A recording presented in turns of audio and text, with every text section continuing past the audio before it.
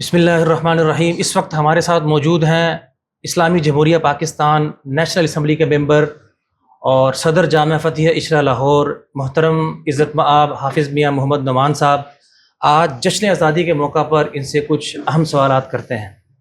سر، گزارش یہ ہے کہ ایک وہ ملک جس کا تصور شاعر مشرق علامہ محمد اقبال نے کیا اور جھنڈا بانی پاکستان قائد اعظم محمد علی جناح نے اٹھایا، آج وہی جھنڈا جامعہ فتح کے ننھے منھے طالب علم نے بھی اٹھایا ہے اور سکردو کے پہاڑوں پر ڈیوٹی دینے والے فوجی جوان نے بھی اٹھایا ہے۔ پیغام کیا ہے؟ بسم اللہ الرحمن الرحیم۔ آج بڑی ہی خوشی کا اور مسرت کا دن ہے۔ اللہ تعالیٰ کی ذات نے ہمیں دوبارہ یوم آزادی ان حالات میں دکھلایا ہے کہ اللہ کی ذات نے آج پاکستان کو عزتوں سے نوازا۔ جی، اقوام عالم کے اندر جو پاکستان کا مقام آج ہے، اس سے پہلے شاید کبھی نہیں تھا۔ جی بالکل۔ اور اس کی بنیادی وجہ یہ ہے کہ آج ہمیں محسوس ہوتا ہے کہ ہمارے تمام ادارے بما حکومت کے ایک پیج پر ہیں اور سب نے اس بات کا عزم کیا ہے کہ ملک کی سالمیت کی راہ میں کوئی کمپرومائز نہیں کیا جائے گا، جی، اس پر کوئی سمجھوتا نہیں کیا جائے گا، جی، اور ملکی معیشت کی ترقی کی راہ میں کوئی رکاوٹ اب برداشت نہیں کی جائے گی۔ تو آپ یہ دیکھیں کہ ایک نیت کی جو صحت نیت ہوتی ہے اور نیت کی درستگی ہوتی ہے، اللہ کی ذات نے اس کا کتنا بڑا انعام عطا کیا کہ ہمیں مارکہ حق کی صورت میں بنیان مرصوص بنتے ہوئے اپنے سے 10 گنا بڑے دشمن ہندوستان کے دانت کھٹے کیے۔ جی، اقوام عالم میں اللہ تعالیٰ کی ذات نے پاکستان کو عزتوں سے نوازا۔ پاکستان کی ٹیکنالوجی، پاکستان کی صلاحیتیں جو ہیں وہ دنیا نے مانی ہیں آج، اور اس سے آگے بڑھتے ہوئے ایران اور امریکہ کی جنگ میں پاکستان نے جو ثالثی کا کردار ادا کیا ہے، دنیا کی بڑی بڑی جو ڈیولپ اقوام ہیں، ترقی یافتہ اقوام بھی وہ کردار نہیں ادا کر سکی، وہ رول پلے نہیں کر سکی جو آج پاکستان کو نے رول پلے کیا ہے۔ اور آج اسی کا نتیجہ ہے کہ پاکستان دنیا کا مرکز و محور ہے اور دنیا کی بڑی طاقتیں اس کی طرف رجوع کر رہی ہیں۔ جی، پاکستان کی جو صلاحیت ہے، الحمدللہ سیاست اور ہماری جو عسکری صلاحیت، جی، آج دونوں چیزیں سٹیبل ہیں، آج دونوں چیزیں عروج کے اوپر ہیں۔ آج ہمارے جوان جو بارڈرز کے اوپر بھی موجود ہیں اور اندرون ملک بھی اور بیرون ملک بھی، یعنی جو سرحدوں کے اوپر کھڑے ہیں، اپنی جانوں کے نذرانے پیش کر کے آج ہمیں وہ محفوظ زندگی عطا کر رہے ہیں۔ جی، آج ہمارا محفوظ معاشرہ، آج ہمارا کاروبار، آج ہمارا امن و امان ان شہداء کا مرہون منت ہے کہ جو اپنی جانوں کی پرواہ نہ کرتے ہوئے جی، اپنی جانوں کا نذرانہ پیش کر رہے ہیں۔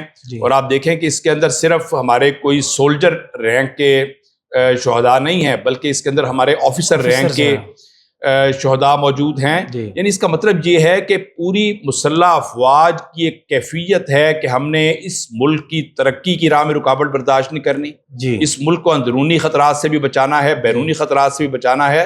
تو آج الحمدللہ اللہ کا شکر ہے کہ آج پاکستان کا یوم آزادی جو ہے، جی، آپ نے دیکھا کہ اس انداز کے اندر آیا کہ پاکستان دنیا کے امن پسند جو قومیں ہیں ان کی امیدوں کا مرکز بن گیا۔ جی بالکل۔ ابھی جو حال ہی کے اندر ایک مکہ دفاعی معاہدہ ہوا ہے، بڑا تاریخی دفاعی معاہدہ ہوا ہے، جس کے اندر سعودی عرب، ترکیہ اور پاکستان نے جی، ایک جوائنٹ ڈیفنس ایگریمنٹ کیا ہے۔ حرمین کی سیکیورٹی آج پاکستانی قوم کے حوالے کر دی گئی ہے۔ جی، جی، تو اس معاہدے کے اندر انشاءاللہ تعالی مزید ممالک بھی شامل ہوں گے۔ انشاءاللہ دنیا کی ہر وہ قوم جو امن کی خواہش رکھتی ہے، چاہے وہ مسلمان ہے چاہے غیر مسلم ہے، وہ اس معاہدے کے اندر آ سکتی ہے۔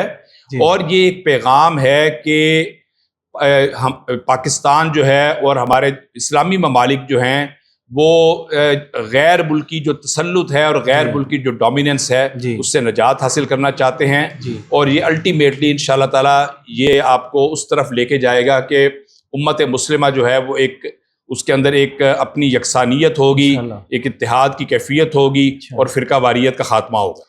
بحیثیت رکن پارلیمنٹ کا جو کردار ہے، جو قائد اعظم محمد علی جناح کا ویژن ہے ملک کی ترقی کے لیے، آپ کیا سمجھتے ہیں کہ پارلیمان وہ کردار ادا کر رہا ہے؟ بالکل، پارلیمان ایک ایسا ادارہ ہے کہ جو اصل میں ضامن ہے قانون سازی کا، اس ملک کو لیڈ کرنا اور ملک کو چلانا، سیاسی طور پہ مضبوط کرنا، وہ پارلیمنٹ کا مرہون منت ہے۔ اور جتنی بھی قانون سازی جو عوام کی ویلفیئر کے لیے، ملکی سالمیت کو یقینی بنانے کے لیے، ملکی اتحاد، اتفاق، ہم آہنگی صوبوں کے مابین، مختلف برادریوں کے مابین، جو ہماری لسانی جی جو ہماری تفریق ہے اس کو ختم کرنے کے حوالے سے یہ سارا جو رول ہوتا ہے یہ پارلیمنٹ پلے کرتی ہے.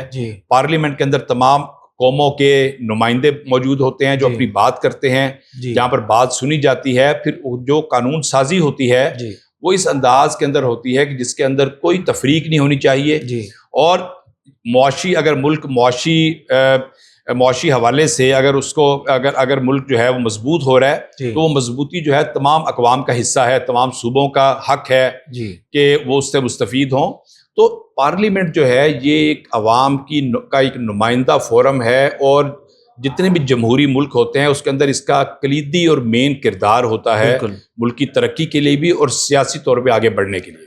14 اگست جہاں جشن آزادی کا دن ہے, وہیں آزادی کی خوشی کے ساتھ کیا اسے ایفائے عہد کا دن کہہ سکتے ہیں کہ ملک کے نوجوان بزرگ سب مل کر وعدہ کریں کہ ہم ملک کی ترقی کے اندر کردار ادا کریں گے؟ کیا اسے ایفائے عہد کا دن کہہ سکتے ہیں؟ بالکل ظاہر ہے کہ یہ ایک بڑی قربانیوں کے نتیجے میں یہ ملک بنا ہے. اللہ کی ذات نے یہ خطہ مسلمانوں کو عطا کیا ہے, تو اس کی حفاظت, اس کی ترقی, اس کی خوشحالی میں اس کا اپنا حصہ ڈالنا یہ ہم سب کا فرض بنتا ہے.